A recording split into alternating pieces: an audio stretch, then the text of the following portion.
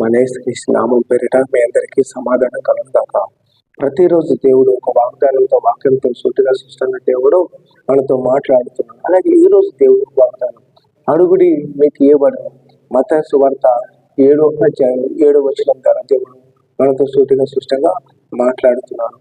మనం ఏ విషయంలో మనకు కావాలి, అలాగే మనకి ఏ ఒక్క పనిలో విజయం కావాలి, ఏదైనా కానీ అది దేవుడికి అడిగితే దేవుడు ఇస్తాడు.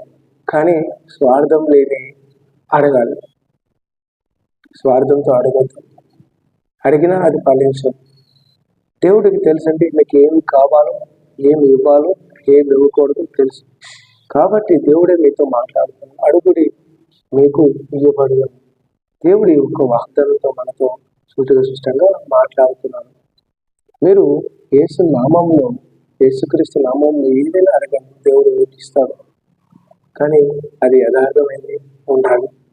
దేవుడు తెలుసు అది ఇవ్వాలని ఇవ్వకూడదని. కొన్ని విషయాలు మీరు అడిగినప్పటికీ అవి నెరవేరలేదు అంటే దేవుడు ఒక సమయాన్ని కేటాయించాడు. ఆ సమయంలో వచ్చినప్పుడు దేవుడు ఒక కార్యాన్ని దేవుడు ఫలింపు చేస్తాడు.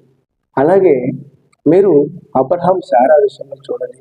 వాళ్ళకి ఒక సంతానం ఇస్తానని దేవుడు వాగ్దానం ఇచ్చినప్పుడు ఆ వాగ్దానం నెరవేరడానికి 100 సంవత్సరాలు పట్టింది. కానీ వాళ్ళ విశ్వాసాన్ని పరీక్షించాడు దేవుడు. అలా విశ్వాసాన్ని పరీక్షించినప్పుడు అబ్రహాం ఆ విశ్వాసంలో పాస్ అయ్యాడు. 100 సంవత్సరాలకి ఇస్సాకుని దేవుడు ఇచ్చాడు. ఇచ్చిన వాగ్దానాన్ని దేవుడు నెరవేర్చుకున్నాడు. అలాగే మీ విషయంలో కూడా దేవుడు ఏ యొక్క వాగ్దానం అయితే ఇవ్వబోతున్నాడో, ఏమైతే వాగ్దానం ఇచ్చాడో మీకు దేవుడు నెరవేరుస్తున్నాడు. ఆ నెరవేర్చే పక్కలో మీ విశ్వాసాన్ని దేవుడు పరీక్షిస్తాడు. అడుగుడి మీకు ఇవ్వబడినని దేవుడు సూటిగా స్పష్టంగా దేవుడు మాట్లాడుతున్నాడు. మీకు ఇచ్చే వాగ్దానంలో దేవుడు కంపల్సరిగా నెరవేరుస్తాడు. అప్పటి వరకు మీరు వెయిట్ చేయండి. వెయిట్ చేస్తే దేవుడు అది మీ విషయంలో నెరవేర్చబడుతుంది. అలాగే యేసు నామంలో మీరు ఏదైనా అడగండి, దేవుడు అది కూడా ఇస్తాడు.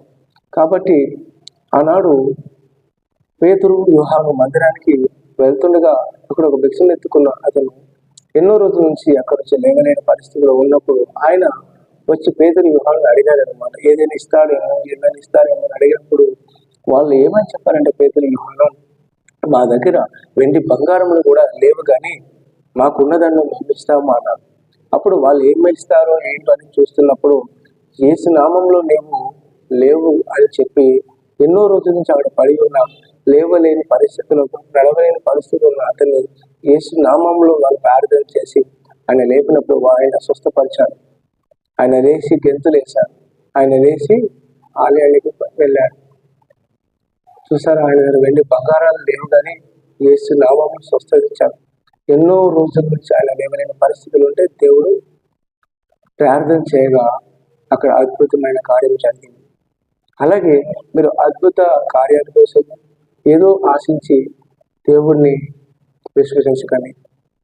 దేవుణ్ణి ప్రేమించి విశ్వసించండి. అప్పుడే మిమ్మల్ని యేసయ్య మీ యొక్క లైఫ్లో అద్భుత కార్యాలు చేస్తాడు.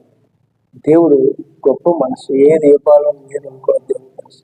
దేవుడు ప్రేమ యేసయ్య అంత ప్రేమ కలిగిన వాడు.